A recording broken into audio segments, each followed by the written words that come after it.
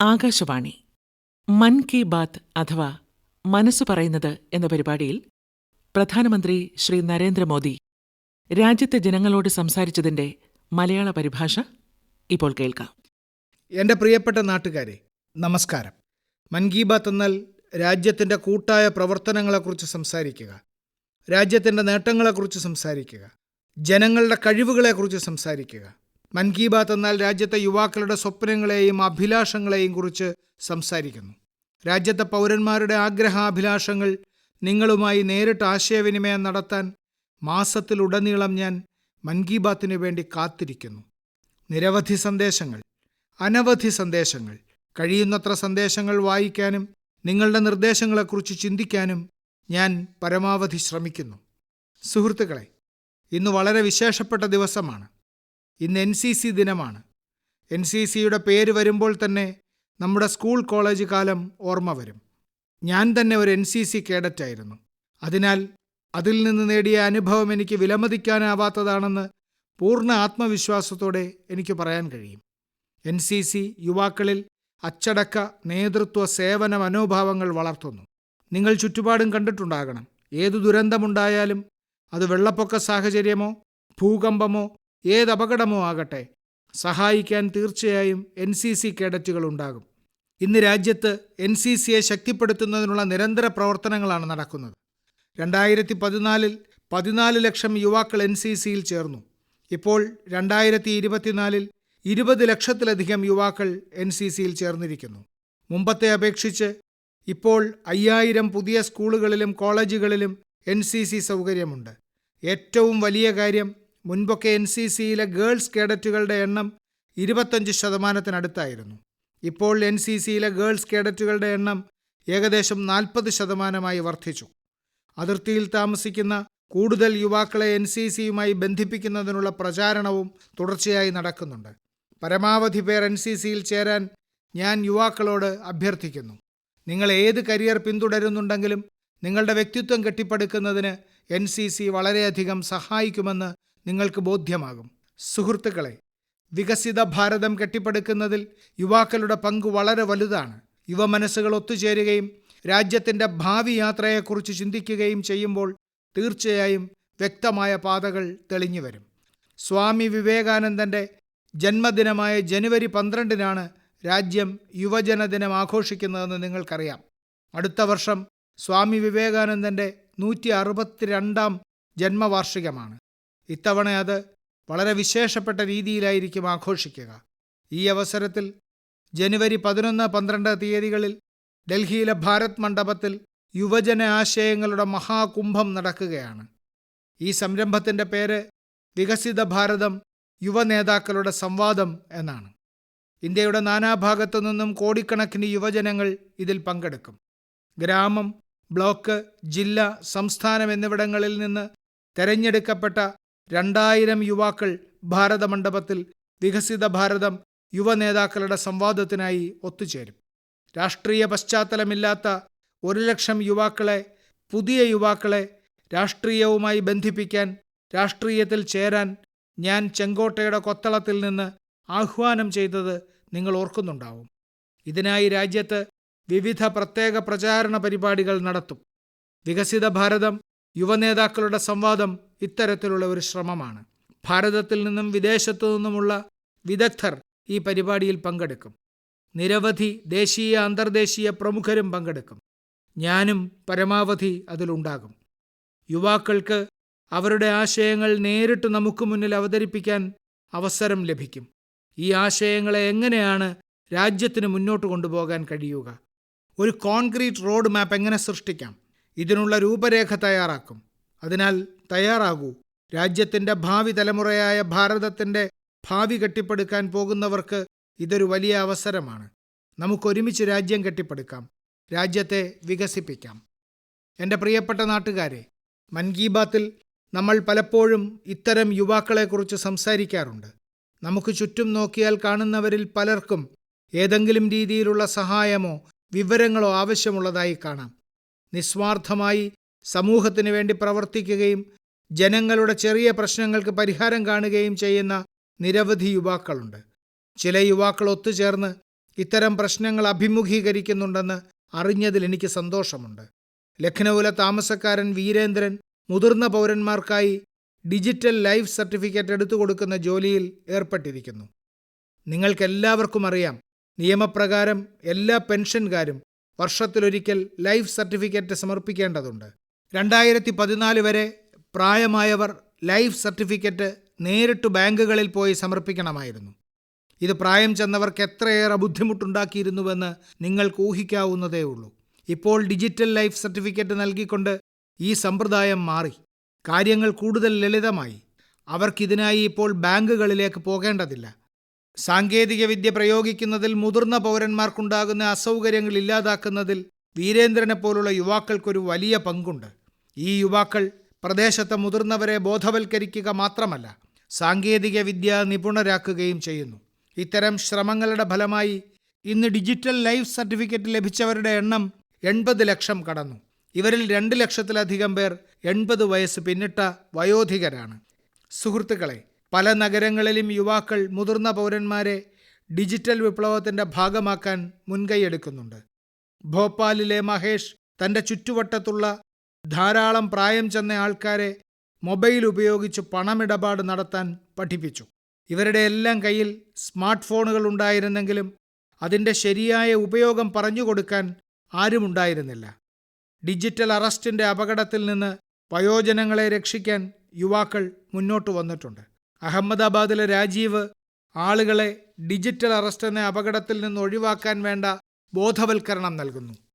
മൻ കി ബാത്തിന്റെ കഴിഞ്ഞ അധ്യായത്തിൽ ഞാൻ ഡിജിറ്റൽ അറസ്റ്റിനെ കുറിച്ച് പറഞ്ഞിരുന്നു. ഇത്തരത്തിലുള്ള കുറ്റകൃത്യങ്ങളുടെ ഏറ്റവും വലിയ ഇരകളാകുന്നത് മുതിർന്ന പൗരന്മാരാണ്. അതുകൊണ്ട് തന്നെ അവരെ ബോധവൽക്കരിക്കുകയും സൈബർ ചതിക്കുഴികളെക്കുറിച്ച് മുന്നറിയിപ്പ് നൽകി അവരെ രക്ഷിക്കുകയും ചെയ്യേണ്ടത് നമ്മുടെ ഉത്തരവാദിത്വമാണ്. ഡിജിറ്റൽ അറസ്റ്റ് എന്നൊരു കാര്യത്തിന് സർക്കാരിന് ഒരു സാധ്യതയുമില്ല എന്ന് നമ്മൾ ആവർത്തിച്ചു പറഞ്ഞ് മനസ്സിലാക്കേണ്ടിയിരിക്കുന്നു. ഇത് പച്ചക്കള്ളമാണ്. ആളുകളെ കുടുക്കാനുള്ള ഗൂഢാലോചനയാണ്. നമ്മുടെ യുവ സുഹൃത്തുക്കൾ ഈ പ്രവർത്തനത്തിൽ പൂർണ്ണമായ സംവേദനക്ഷമതയോടെ പങ്കെടുക്കുകയും മറ്റുള്ളവർക്ക് പ്രചോദനം നൽകുകയും ചെയ്യുന്നതിൽ എനിക്ക് സന്തോഷമുണ്ട്. എൻ്റെ പ്രിയപ്പെട്ട നാട്ടുകാരെ, ഈ ദിവസങ്ങളിൽ കുട്ടികളുടെ വിദ്യാഭ്യാസവുമായി ബന്ധപ്പെട്ട് നിരവധി പരീക്ഷണങ്ങൾ നടക്കുന്നുണ്ട്. നമ്മുടെ കുട്ടികളിൽ സർഗാത്മകത വർദ്ധിപ്പിക്കാനും പുസ്തകങ്ങളോടുള്ള സ്നേഹം വർദ്ധിപ്പിക്കാനുമാണ് ശ്രമം. പുസ്തകങ്ങൾ മനുഷ്യൻ്റെ ഉറ്റ ചങ്ങാതിയാണെന്ന് പറയപ്പെടുന്നു. ഇപ്പോൾ ഈ സൗഹൃദം ശക്തിപ്പെടുത്താൻ ലൈബ്രറിയേക്കാൾ മികച്ച സ്ഥലം എന്തായിരിക്കും? ചെന്നൈയിൽ നിന്നുള്ള ഒരു ഉദാഹരണം നിങ്ങളുമായി പങ്കിടാൻ ഞാൻ ആഗ്രഹിക്കുന്നു. ഇവിടെ കുട്ടികൾക്കായി ഒരു ലൈബ്രറി ഒരുക്കിയിട്ടുണ്ട്. അത് സർഗാത്മകതയുടെയും പഠനത്തിൻ്റെയും കേന്ദ്രമായി മാറി. ഇത് പ്രകൃത് അറിവകം എന്നറിയപ്പെടുന്നു. സാങ്കേതികവിദ്യയുടെ ലോകവുമായി ബന്ധപ്പെട്ട ശ്രീറാം ഗോപാലൻ്റെ സംഭാവനയാണ് ഈ ലൈബ്രറിയുടെ ആശയം. വിദേശത്ത് ജോലി ചെയ്യുന്നതിനിടയിൽ ഏറ്റവും പുതിയ സാങ്കേതികവിദ്യയുടെ ലോകവുമായി അദ്ദേഹം ബന്ധപ്പെട്ടു. പക്ഷേ കുട്ടികളിൽ വായിക്കാനും പഠിക്കാനുമുള്ള ശീലം വളർത്തിയെടുക്കുന്നതിനെക്കുറിച്ച് അദ്ദേഹം ചിന്തിച്ചുകൊണ്ടിരുന്നു. ഭാരതത്തിൽ തിരിച്ചെത്തിയ ശേഷം അദ്ദേഹം പ്രകൃത് അറിവകം തയ്യാറാക്കി. കുട്ടികൾ വായിക്കാൻ മത്സരിക്കുന്ന 3000-ലധികം പുസ്തകങ്ങളുണ്ട്. പുസ്തകങ്ങൾക്ക് പുറമേ ഈ ലൈബ്രറിയിൽ നടക്കുന്ന നിരവധി പ്രവർത്തനങ്ങളും കുട്ടികളെ ആകർഷിക്കുന്നു. സ്റ്റോറി ടെല്ലിംഗ് സെഷനുകളോ ആർട്ട് വർക്ക്ഷോപ്പുകളോ മെമ്മറി പരിശീലന ക്ലാസുകളോ റോബോട്ടിക്സ് പാഠങ്ങളോ പബ്ലിക് സ്പീക്കിങ്ങോ ആകട്ടെ, എല്ലാവർക്കും ആസ്വദിക്കാൻ എന്തെങ്കിലുമുണ്ട്. സുഹൃത്തുക്കളെ, ഫുഡ് ഫോർ തോട്ട് ഫൗണ്ടേഷൻ ഹൈദരാബാദിൽ നിരവധി മികച്ച ലൈബ്രറികൾ സൃഷ്ടിച്ചിട്ടുണ്ട്. കഴിയുന്നത്ര വിഷയങ്ങളെക്കുറിച്ചുള്ള കാര്യമായ വിവരങ്ങളുള്ള പുസ്തകങ്ങൾ കുട്ടികൾക്ക് വായിക്കാൻ കിട്ടുമെന്ന് ഉറപ്പാക്കാനാണ് അവരുടെ ശ്രമം.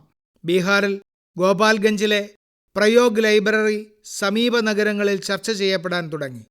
ഈ ലൈബ്രറിയിൽ നിന്ന് 12ഓളം ഗ്രാമങ്ങളിലെ യുവാക്കൾക്ക് പുസ്തകങ്ങൾ വായിക്കാനുള്ള സൗകര്യം ലഭിച്ചു തുടങ്ങിയിട്ടുണ്ട്. ഇതോടൊപ്പം പഠനത്തിന് സഹായിക്കുന്നതിന് ആവശ്യമായ മറ്റ് സൗകര്യങ്ങളും ലൈബ്രറി ഒരുക്കുന്നുണ്ട്. മത്സര പരീക്ഷകൾക്ക് തയ്യാറെടുക്കുന്ന വിദ്യാർത്ഥികൾക്ക് വളരെ ഉപയോഗപ്രദമായ ചില ലൈബ്രറികളുണ്ട്. സമൂഹത്തെ ശാക്തീകരിക്കുന്നതിന് ഇന്ന് ലൈബ്രറി വളരെ നന്നായി ഉപയോഗിക്കപ്പെടുന്നു എന്നത് ശരിക്കും സന്തോഷകരമാണ്. പുസ്തകങ്ങളുമായുള്ള നിങ്ങളുടെ സൗഹൃദം വർദ്ധിപ്പിക്കുക. നിങ്ങളുടെ ജീവിതം എങ്ങനെ മാറുന്നുവെന്ന് കാണുക. എൻ്റെ പ്രിയപ്പെട്ട നാട്ടുകാരെ, ഞാൻ മെനിഞ്ഞാന്ന് രാത്രി തെക്കേ അമേരിക്കയിലെ ഗയാനയിൽ നിന്ന് മടങ്ങി.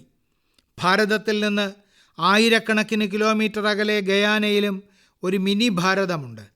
ഏകദേശം 180 വർഷങ്ങൾക്ക് മുമ്പ് ഭാരതത്തിൽ നിന്നുള്ള ആളുകളെ വയലുകളിലും മറ്റു ജോലികൾക്കുമായി ഗയാനയിലേക്ക് കൊണ്ടുപോയി. ഇന്ന് ഗയാനയിലെ ഭാരതവംശജരായ ആളുകൾ രാഷ്ട്രീയം, ബിസിനസ്, വിദ്യാഭ്യാസം, സംസ്കാരം എന്നീ എല്ലാ മേഖലകളിലും ഗയാനയെ നയിക്കുന്നു. ഗയാന പ്രസിഡന്റ് ഡോക്ടർ ഇർഫാൻ അലിയും ഭാരതവംശജനാണ്. ഭാരത പൈതൃകത്തിൽ അദ്ദേഹം അഭിമാനിക്കുന്നു. ഞാൻ ഗയാനയിലായിരുന്നപ്പോൾ എൻ്റെ മനസ്സിൽ ഒരു ചിന്ത വന്നു. അത് ഞാൻ നിങ്ങളുമായി മൻ കി ബാത്തിൽ പങ്കിടുന്നു. ഗയാനയെപ്പോലെ ലോകത്തിലെ ഡസൻ കണക്കിന് രാജ്യങ്ങളിൽ ലക്ഷക്കണക്കിന് ഭാരതീയരുണ്ട്. അവരുടെ പൂർവികർക്ക് പതിറ്റാണ്ടുകൾക്ക് മുമ്പ് 200-300 വർഷങ്ങൾക്ക് മുമ്പുള്ള സ്വന്തം കഥകളുണ്ട്. വിവിധ രാജ്യങ്ങളിൽ ഭാരത കുടിയേറ്റക്കാർ തങ്ങളുടെ മുദ്ര പതിപ്പിച്ചതിൻ്റെ കഥകൾ നിങ്ങൾക്ക് കണ്ടെത്താൻ കഴിയുമോ? അവിടെ നിന്ന് അവർ സ്വാതന്ത്ര്യ സമരത്തിൽ പങ്കെടുത്തതെങ്ങനെ?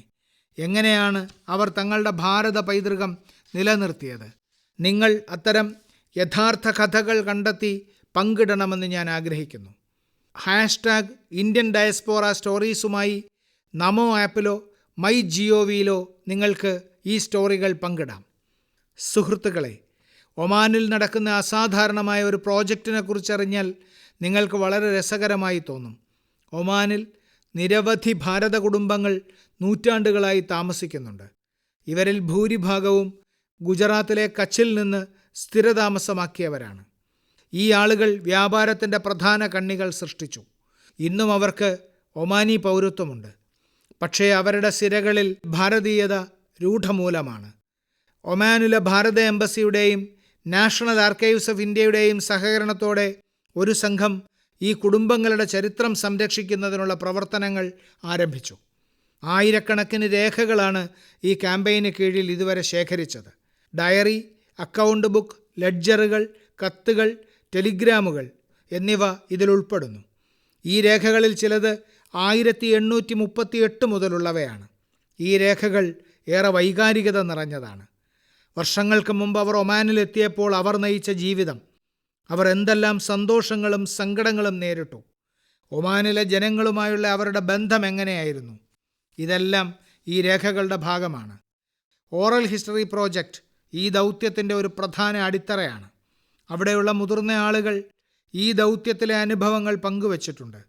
ആളുകൾ അവിടെ താമസിക്കുന്നതുമായി ബന്ധപ്പെട്ട കാര്യങ്ങൾ പ്രോജക്റ്റിൻ്റെ ഭാഗമായി വിശദമാക്കിയിട്ടുണ്ട്. സുഹൃത്തുക്കളെ, സമാനമായ ഒരു ഓറൽ ഹിസ്റ്ററി പ്രോജക്റ്റ് ഭാരതത്തിലും നടക്കുന്നുണ്ട്. രാജ്യവിഭജന കാലത്തെ ഇരകളുടെ അനുഭവങ്ങളാണ് ഈ പദ്ധതിക്ക് കീഴിൽ ചരിത്രസ്നേഹികൾ ശേഖരിക്കുന്നത്. ഇപ്പോൾ വിഭജനത്തിൻ്റെ ഭീകരത കണ്ടവർ വളരെ കുറച്ചുപേർ മാത്രമേ രാജ്യത്ത് അവശേഷിക്കുന്നുള്ളൂ. ഇത്തരമൊരു സാഹചര്യത്തിൽ ഈ ശ്രമത്തിന് കൂടുതൽ പ്രാധാന്യമുണ്ട്. സുഹൃത്തുക്കളെ, ഏത് രാജ്യമാണോ ഏത് സ്ഥലമാണോ അതിൻ്റെ ചരിത്രം സംരക്ഷിക്കുന്നത്, അതിൻ്റെ ഭാവിയും സുരക്ഷിതമാണ്.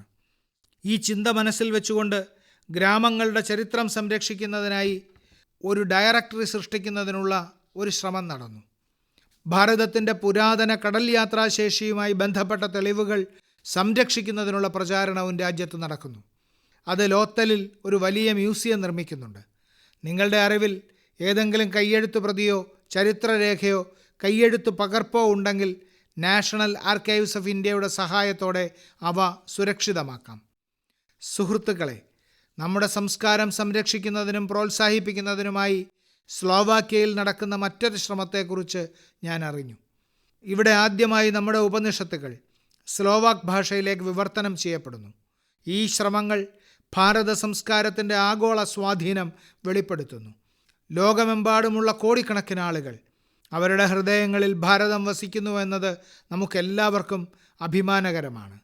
എൻ്റെ പ്രിയപ്പെട്ട നാട്ടുകാരെ, നിങ്ങൾ കേൾക്കുമ്പോൾ സന്തോഷവും അഭിമാനവും തോന്നുന്ന രാജ്യത്തിൻ്റെ അത്തരമൊരു നേട്ടം നിങ്ങളുമായി പങ്കിടാൻ ഞാൻ ആഗ്രഹിക്കുന്നു. നിങ്ങൾ അത് ചെയ്തില്ലെങ്കിൽ ഒരുപക്ഷെ ഖേദിച്ചേക്കാം. ഏതാനും മാസങ്ങൾക്ക് മുമ്പ് ഞങ്ങൾ ഏക് പേഡ് മാ കെ നാം എന്ന ക്യാമ്പയിൻ ആരംഭിച്ചിരുന്നു. രാജ്യത്തിൻ്റെ വിവിധ ഭാഗങ്ങളിൽ നിന്നുള്ള ആളുകൾ ഈ ക്യാമ്പയിനിൽ വളരെ ആവേശത്തോടെ പങ്കെടുത്തു. ഈ ക്യാമ്പയിൻ 100 കോടി മരങ്ങൾ നട്ടുപിടിപ്പിക്കുക എന്ന സുപ്രധാന നാഴികക്കല്ല് പിന്നിട്ടു എന്നതിൽ എനിക്ക് അതിയായ സന്തോഷമുണ്ട്. 100 കോടി മരങ്ങൾ, അതും വെറും 5 മാസത്തിനുള്ളിൽ. ഇത് സാധ്യമായത് നമ്മുടെ നാട്ടുകാരുടെ അശ്രാന്ത പരിശ്രമം കൊണ്ടാണ്. ഇതുമായി ബന്ധപ്പെട്ട ഒരു കാര്യം കൂടി അറിയുമ്പോൾ നിങ്ങൾ അഭിമാനിക്കും. ഏക് പേഡ് മാ കെ നാം എന്ന ക്യാമ്പയിൻ ഇപ്പോൾ ലോകത്തിലെ മറ്റു രാജ്യങ്ങളിലും വ്യാപിക്കുകയാണ്. ഞാൻ ഗയാനയിലായിരുന്നപ്പോൾ അവിടെയും ഈ പ്രചാരണത്തിന് സാക്ഷിയായി. അവിടെ ഗയാന പ്രസിഡന്റ് ഡോക്ടർ ഇർഫാൻ അലിയും അദ്ദേഹത്തിൻ്റെ ഭാര്യയുടെ അമ്മയും കുടുംബത്തിലെ മറ്റുള്ളവരും ചേർന്ന് ഏക് പേഡ് മാ കെ നാം എന്ന ക്യാമ്പയിനിൽ എന്നോടൊപ്പം ചേർന്നു. സുഹൃത്തുക്കളെ, ഈ പ്രചാരണം രാജ്യത്തിൻ്റെ വിവിധ ഭാഗങ്ങളിൽ തുടർച്ചയായി നടക്കുന്നു. ഏക് പേഡ് മാ കെ നാം ക്യാമ്പയിന് കീഴിൽ മധ്യപ്രദേശിലെ ഇൻഡോറിൽ മരങ്ങൾ നട്ടുപിടിപ്പിച്ചതിൽ ഒരു റെക്കോർഡ് സൃഷ്ടിച്ചു. 24 മണിക്കൂറിനുള്ളിൽ 12 ലക്ഷത്തിലധികം മരങ്ങൾ ഇവിടെ നട്ടുപിടിപ്പിച്ചു. ഈ പ്രചാരണം കാരണം ഇൻഡോറിലെ രേവതി ഹിൽസിലെ തരിശായ പ്രദേശങ്ങൾ ഇപ്പോൾ ഗ്രീൻ സോണായി മാറും. രാജസ്ഥാനിലെ ജയ്സാൽമീറിൽ ഈ ക്യാമ്പയിൻ ഒരു അദ്വിതീയ റെക്കോർഡ് സൃഷ്ടിച്ചു. ഇവിടെ ഒരു സംഘം സ്ത്രീകൾ 1 മണിക്കൂറിനുള്ളിൽ 25,000 മരങ്ങൾ നട്ടു. അമ്മമാർ അവരുടെ അമ്മമാരുടെ പേരിൽ മരങ്ങൾ നട്ടുപിടിപ്പിക്കുകയും മറ്റുള്ളവർക്ക് പ്രചോദനം നൽകുകയും ചെയ്തു. ഇവിടെ 5000-ലധികം ആളുകൾ ഒരുമിച്ച് ഒരിടത്ത് മരങ്ങൾ നട്ടു. ഇതും ഒരു റെക്കോർഡാണ്. ഏക് പേഡ് മാ കെ നാം എന്ന ക്യാമ്പയിന് കീഴിൽ നിരവധി സാമൂഹിക സംഘടനകൾ പ്രാദേശിക ആവശ്യങ്ങൾക്കനുസരിച്ച് മരങ്ങൾ നട്ടുപിടിപ്പിക്കുന്നുണ്ട്. മരങ്ങൾ നട്ടുപിടിപ്പിക്കുന്നിടത്തെല്ലാം പരിസ്ഥിതി സൗഹൃദമായ രീതിയിൽ ഒരു സമ്പൂർണ്ണ പരിസ്ഥിതി വ്യവസ്ഥ വികസിക്കണമെന്ന് ഉറപ്പാക്കാനാണ് സംഘടനകളുടെ ശ്രമം. അതുകൊണ്ടാണ് ഈ സംഘടനകൾ ചിലയിടങ്ങളിൽ ഔഷധച്ചെടികൾ നട്ടുപിടിപ്പിച്ച് പക്ഷികൾക്ക് കൂടുണ്ടാക്കാൻ മരങ്ങൾ നട്ടുപിടിപ്പിക്കുന്നത്. ബീഹാറിൽ 75 ലക്ഷം വൃക്ഷത്തൈകൾ നട്ടുപിടിപ്പിക്കാൻ ജീവിക സ്വയം സഹായ സംഘത്തിലെ സ്ത്രീകൾ ക്യാമ്പയിൻ നടത്തുന്നു. ഈ സ്ത്രീകളുടെ ശ്രദ്ധ ഫലവൃക്ഷങ്ങളിലാണ്. അതുവഴി അവർക്ക് ഭാവിയിൽ വരുമാനം നേടാനാകും. സുഹൃത്തുക്കളെ, ഈ ക്യാമ്പയിനിൽ ചേരുന്നതിലൂടെ ഏതൊരു വ്യക്തിക്കും തൻ്റെ അമ്മയുടെ പേരിൽ ഒരു മരം നടാം. നിങ്ങളുടെ അമ്മ കൂടെ ഉണ്ടെങ്കിൽ അവരെയും കൂട്ടിക്കൊണ്ടുപോയി ഒരു മരം നടാം. അല്ലാത്ത പക്ഷം അവരുടെ ഫോട്ടോ എടുത്ത് നിങ്ങൾക്ക് ഈ ക്യാമ്പയിനിൻ്റെ ഭാഗമാകാം. വൃക്ഷത്തിനൊപ്പമുള്ള നിങ്ങളുടെ സെൽഫി mygov.in നിങ്ങൾക്ക് പോസ്റ്റ് ചെയ്യാം. അമ്മ നമുക്ക് വേണ്ടി ചെയ്യുന്ന എല്ലാത്തിനും അമ്മയോട് കടം നമുക്കൊരിക്കലും വീട്ടാൻ കഴിയില്ല.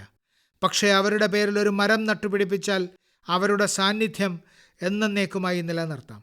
എൻ്റെ പ്രിയപ്പെട്ട നാട്ടുകാരെ, നിങ്ങളുടെ കുട്ടിക്കാലത്ത് നിങ്ങളുടെ വീടിൻ്റെ മേൽക്കൂരയിലോ മരങ്ങളിലോ കുരുവികൾ ചിലയ്ക്കുന്നത് നിങ്ങളെല്ലാവരും കണ്ടിരിക്കണം. കുരുവി തമിഴിലും മലയാളത്തിലും കുരുവി എന്നും തെലുങ്കിൽ പിച്ചുക എന്നും കന്നഡയിൽ ഗുബ്ബി എന്നും അറിയപ്പെടുന്നു. എല്ലാ ഭാഷയിലും സംസ്കാരത്തിലും കുരുവികളെക്കുറിച്ച് കഥകൾ പറയാറുണ്ട്. നമുക്ക് ചുറ്റുമുള്ള ജൈവ വൈവിധ്യം നിലനിർത്തുന്നതിൽ കുരുവികൾ പ്രധാനപ്പെട്ട പങ്ക് വഹിക്കുന്നു. എന്നാൽ ഇന്ന് നഗരങ്ങളിൽ കുരുവികൾ അപൂർവമായി മാത്രമേ കാണപ്പെടുന്നുള്ളൂ. വർദ്ധിച്ചു വരുന്ന നഗരവൽക്കരണം മൂലം കുരുവികൾ നമ്മിൽ നിന്ന് അകന്നുപോയി. ചിത്രങ്ങളിലോ വീഡിയോകളിലോ മാത്രം കുരുവികളെ കണ്ടിട്ടുള്ള നിരവധി കുട്ടികൾ ഇന്നത്തെ തലമുറയിലുണ്ട്. അത്തരം കുട്ടികളുടെ ജീവിതത്തിൽ ഈ മനോഹര പക്ഷിയെ തിരികെ കൊണ്ടുവരാൻ ചില അതുല്യമായ ശ്രമങ്ങൾ നടക്കുന്നു. കുരുവികളുടെ എണ്ണം വർദ്ധിപ്പിക്കാനുള്ള ക്യാമ്പയിനിൻ്റെ ഭാഗമായി സ്കൂൾ കുട്ടികളെ ഉൾപ്പെടുത്തി ചെന്നൈയിലെ കൂടുകൽ ട്രസ്റ്റ് ഇൻസ്റ്റിറ്റ്യൂട്ടിലെ ആളുകൾ സ്കൂളുകളിൽ പോയി നിത്യജീവിതത്തിൽ കുരുവികൾ എത്ര പ്രധാനമാണെന്ന് കുട്ടികളോട് പറയുന്നു. കുരുവികളുടെ കൂടുണ്ടാക്കാൻ ഈ സ്ഥാപനങ്ങൾ കുട്ടികൾക്ക് പരിശീലനം നൽകുന്നു. ഇതിനായി ഇൻസ്റ്റിറ്റ്യൂട്ടിലെ ആളുകൾ മരം കൊണ്ടുള്ള ചെറിയ വീടുണ്ടാക്കാൻ കുട്ടികളെ പഠിപ്പിച്ചു. ഇതിൽ കുരുവികൾക്ക് തങ്ങാനും ഭക്ഷണം കഴിക്കാനും സൗകര്യമൊരുക്കി. ഏതെങ്കിലും കെട്ടിടത്തിൻ്റെ പുറംഭിത്തിയിലോ മരത്തിലോ സ്ഥാപിക്കാവുന്ന വീടുകളാണിത്. കുട്ടികൾ ഈ ക്യാമ്പയിനിൽ ആവേശത്തോടെ പങ്കെടുക്കുകയും കുരുവികൾക്ക് കൂട്ടത്തോടെ കൂടുണ്ടാക്കുകയും ചെയ്തു. കഴിഞ്ഞ 4 വർഷത്തിനിടെ ഇത്തരത്തിലുള്ള 10,000 കൂടുകളാണ് കുരുവികൾക്കായി സംഘടന ഒരുക്കിയത്. കൂടുകൽ ട്രസ്റ്റിൻ്റെ ഈ സംരംഭം മൂലം സമീപ പ്രദേശങ്ങളിൽ കുരുവികളുടെ എണ്ണം വർദ്ധിച്ചു തുടങ്ങിയിട്ടുണ്ട്. നിങ്ങളും നിങ്ങളുടെ ചുറ്റുപാടിൽ അത്തരം ശ്രമങ്ങൾ നടത്തുകയാണെങ്കിൽ തീർച്ചയായും കുരുവികൾ നമ്മുടെ ജീവിതത്തിൻ്റെ ഭാഗമായി മാറും. സുഹൃത്തുക്കളെ, കർണാടകയിലെ മൈസൂരുവിലെ ഒരു സംഘടന കുട്ടികൾക്കായി ഏർലി ബേർഡ് എന്ന പേരിൽ ഒരു ക്യാമ്പയിൻ ആരംഭിച്ചു. കുട്ടികൾക്ക് പക്ഷികളെക്കുറിച്ച് പറഞ്ഞു കൊടുക്കാൻ ഈ സംഘടന ഒരു പ്രത്യേക ലൈബ്രറി നടത്തുന്നു. മാത്രമല്ല, കുട്ടികളിൽ പ്രകൃതിയോടുള്ള ഉത്തരവാദിത്ത ബോധം വളർത്തുന്നതിനായി നേച്ചർ എഡ്യൂക്കേഷൻ കിറ്റ് തയ്യാറാക്കിയിട്ടുണ്ട്. ഈ കിറ്റിൽ കുട്ടികൾക്കുള്ള സ്റ്റോറി ബുക്ക്, ഗെയിമുകൾ, ആക്ടിവിറ്റി ഷീറ്റുകൾ, ജിക്സോ പസിലുകൾ എന്നിവ അടങ്ങിയിരിക്കുന്നു. ഈ സംഘടന നഗരത്തിലെ കുട്ടികളെ ഗ്രാമങ്ങളിലേക്ക് കൊണ്ടുപോവുകയും പക്ഷികളെക്കുറിച്ച് പറയുകയും ചെയ്യുന്നു. ഈ സംഘടനയുടെ ശ്രമഫലമായി കുട്ടികൾ പലതരം പക്ഷികളെ തിരിച്ചറിയാൻ തുടങ്ങിയിട്ടുണ്ട്. മൻ കി ബാത്ത് ശ്രോതാക്കൾക്ക് അവരുടെ ചുറ്റുപാടുകൾ കാണുന്നതിനും മനസ്സിലാക്കുന്നതിനുമുള്ള വ്യത്യസ്തമായൊരു രീതിയും ഇത്തരം ശ്രമങ്ങളിലൂടെ കുട്ടികളിൽ വളർത്തിയെടുക്കാൻ കഴിയും. എൻ്റെ പ്രിയപ്പെട്ട നാട്ടുകാരെ, ആരെങ്കിലും സർക്കാർ ഓഫീസ് എന്ന് പറഞ്ഞാൽ ഉടൻ നിങ്ങളുടെ മനസ്സിലേക്ക് വരുന്നത് ഫയലുകളുടെ കൂമ്പാരത്തിൻ്റെ ചിത്രമായിരിക്കും. സിനിമകളിലും സമാനമായ എന്തെങ്കിലും നിങ്ങൾ കണ്ടിട്ടുണ്ടാകും. സർക്കാർ ഓഫീസുകളിലെ ഈ ഫയലുകളുടെ കൂമ്പാരങ്ങളിൽ എത്രയോ തമാശകൾ, എത്രയോ കഥകൾ എഴുതിയിരിക്കുന്നു. വർഷങ്ങളായി ഈ ഫയലുകൾ ഓഫീസിൽ കിടന്ന് പൊടി നിറഞ്ഞവിടെ മലിനമാകാൻ തുടങ്ങി. പതിറ്റാണ്ടുകൾ പഴക്കമുള്ള ഫയലുകളും സ്ക്രാപ്പുകളും നീക്കം ചെയ്യുന്നതിനായി പ്രത്യേക ശുചിത്വ ക്യാമ്പയിൻ ആരംഭിച്ചു. ഈ ക്യാമ്പയിൻ സർക്കാർ വകുപ്പുകളിൽ അത്ഭുതകരമായ ഫലങ്ങൾ നൽകിയെന്നറിയുമ്പോൾ നിങ്ങൾ സന്തോഷിക്കും. ഇത്തരം ശുചീകരണ യജ്ഞങ്ങളിലൂടെ ഓഫീസുകളിൽ ധാരാളം സ്ഥലം ലാഭിക്കാനായിട്ടുണ്ട്. ഇത് ഓഫീസിൽ ജോലി ചെയ്യുന്നവരിൽ ഉടമസ്ഥാവകാശ ബോധവും ഉണ്ടാക്കിയിട്ടുണ്ട്. തങ്ങളുടെ ജോലിസ്ഥലം വൃത്തിയായി സൂക്ഷിക്കുക എന്ന ബോധവും അവർക്കുണ്ടായിട്ടുണ്ട്. സുഹൃത്തുക്കളെ, എവിടെ വൃത്തിയുണ്ടോ അവിടെ ലക്ഷ്മി ദേവി കുടികൊള്ളുമെന്ന് മുതിർന്നവർ പറയുന്നത് നിങ്ങൾ പലപ്പോഴും കേട്ടിട്ടുണ്ടാകും. മാലിന്യത്തിൽ നിന്നും മാണിക്യമെന്ന ആശയം ഇവിടെ വളരെ പഴക്കമുള്ളതാണ്. ഉപയോഗശൂന്യമെന്ന് കരുതുന്ന സാധനങ്ങൾ ഉപയോഗിച്ച് രാജ്യത്തിൻ്റെ പല ഭാഗങ്ങളിലും യുവാക്കൾ മാലിന്യത്തിൽ നിന്ന് വരുമാനമുണ്ടാക്കുന്നു. പലതരത്തിലുള്ള നൂതനാശയങ്ങൾ നടപ്പിലാക്കുന്നു. ഇതിലൂടെ അവർ പണം സമ്പാദിക്കുന്നു, തൊഴിൽ മാർഗങ്ങൾ വികസിപ്പിക്കുന്നു. ഈ യുവാക്കൾ അവരുടെ ശ്രമങ്ങളിലൂടെ സുസ്ഥിരമായ ജീവിതശൈലി പ്രോത്സാഹിപ്പിക്കുന്നു. മുംബൈയിലെ 2 പെൺമക്കളുടെ ഈ ശ്രമം ശരിക്കും പ്രചോദനം നൽകുന്നതാണ്. അക്ഷര, പ്രകൃതി എന്നു പേരുള്ള ഈ 2 പെൺമക്കളാണ് ക്ലിപ്പിങ്ങുകൾ കൊണ്ട് ഫാഷൻ സാമഗ്രികൾ ഉണ്ടാക്കുന്നത്. വസ്ത്രങ്ങൾ മുറിക്കുമ്പോഴും തുന്നുമ്പോഴും ബാക്കി വരുന്ന ക്ലിപ്പിങ്ങുകൾ ഉപയോഗശൂന്യമായി കണക്കാക്കി വലിച്ചെറിയുന്നതും നിങ്ങൾക്കറിയാം. അക്ഷരയുടെയും പ്രകൃതിയുടെയും സംഘം ആ തുണ്ടുതുണികൾ ഫാഷൻ ഉൽപ്പന്നങ്ങളാക്കി മാറ്റുന്നു. ക്ലിപ്പിങ്ങുകൾ കൊണ്ട് നിർമ്മിച്ച തൊപ്പികൾ, ബാഗുകൾ എന്നിവ ചൂടപ്പം പോലെ വിറ്റഴിക്കുന്നു. സുഹൃത്തുക്കളെ, യു.പിയിലെ കാൺപൂരിലും ശുചിത്വവുമായി ബന്ധപ്പെട്ട് നല്ല സംരംഭങ്ങൾ നടക്കുന്നുണ്ട്. ഇവിടെ ചിലർ എല്ലാ ദിവസവും മോർണിംഗ് വാക്ക് നടത്തുകയും ഗംഗയുടെ ഘട്ടുകളിൽ വിതറുന്ന പ്ലാസ്റ്റിക്കും മറ്റു മാലിന്യങ്ങളും ശേഖരിക്കുകയും ചെയ്യുന്നു. ഈ ഗ്രൂപ്പിന് കാൺപൂർ പ്ലോഗേഴ്സ് ഗ്രൂപ്പ് എന്നാണ് പേര് നൽകിയിരിക്കുന്നത്. ചില സുഹൃത്തുക്കൾ ചേർന്നാണ് ഈ ക്യാമ്പയിൻ ആരംഭിച്ചത്. ക്രമേണ ഇതൊരു വലിയ ജനപങ്കാളിത്തമുള്ള പ്രചാരണമായി മാറി. നഗരത്തിലെ നിരവധി ആളുകൾ ഇതിൽ ചേർന്നു. അതിലെ അംഗങ്ങൾ ഇപ്പോൾ കടകളിൽ നിന്നും വീടുകളിൽ നിന്നും മാലിന്യം ശേഖരിക്കാൻ തുടങ്ങിയിട്ടുണ്ട്. ഈ മാലിന്യത്തിൽ നിന്ന് റീസൈക്കിൾ പ്ലാന്റിൽ ട്രീ ഗാർഡുകൾ തയ്യാറാക്കുന്നു. അതായത് ഈ ഗ്രൂപ്പിലെ ആളുകൾ മാലിന്യത്തിൽ നിന്ന് നിർമ്മിച്ച ട്രീ ഗാർഡുകൾ ഉപയോഗിച്ച് ചെടികളെ സംരക്ഷിക്കുന്നു. സുഹൃത്തുക്കളെ, ചെറിയ ചെറിയ പ്രയത്നങ്ങളിലൂടെ എത്ര വലിയ വിജയം നേടാമെന്നതിൻ്റെ ഉദാഹരണമാണ് അസമിലെ ഇതിഷ. ഡൽഹിയിലും പൂനെയിലുമാണ് ഇതിഷയുടെ വിദ്യാഭ്യാസം. കോർപ്പറേറ്റ് ലോകത്തിൻ്റെ തിളക്കവും ഗ്ലാമറും ഉപേക്ഷിച്ച് അരുണാചലിലെ സാങ്തി താഴ്വര വൃത്തിയാക്കുന്ന തിരക്കിലാണ് ഇതിഷ. വിനോദസഞ്ചാരികൾ കാരണം പ്ലാസ്റ്റിക് മാലിന്യങ്ങൾ ധാരാളമായി അവിടെ കുമിഞ്ഞുകൂടാൻ തുടങ്ങി. ഒരു കാലത്ത് ശുദ്ധമായിരുന്ന നദി പ്ലാസ്റ്റിക് മാലിന്യം മൂലം മലിനമായി.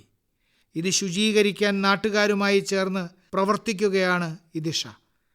ഇവരുടെ സംഘത്തിലെ ആളുകൾ അവിടെ വരുന്ന വിനോദസഞ്ചാരികളെ ബോധവൽക്കരിക്കുകയും പ്ലാസ്റ്റിക് മാലിന്യങ്ങൾ ശേഖരിക്കാൻ താഴ്വരയിലാകെ മുള കൊണ്ട് നിർമ്മിച്ച ഡസ്റ്റ്ബിന്നുകൾ സ്ഥാപിക്കുകയും ചെയ്യുന്നു.